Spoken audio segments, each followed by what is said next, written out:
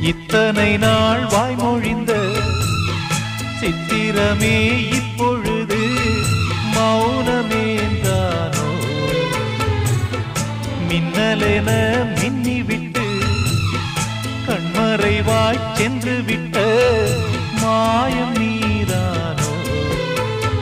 உன்னால் வந்த காதல் உன்னால் தானே வாழும். என்னை நீங்கி போனாய் உன்னை சேரும் பாவம். எனக்கொரு அடைக்கலம் வழங்குமோ உன் இதயமே? அன்பேவா அருகிலே என் வாசல் வழியிலே உல்லாச மாளிகை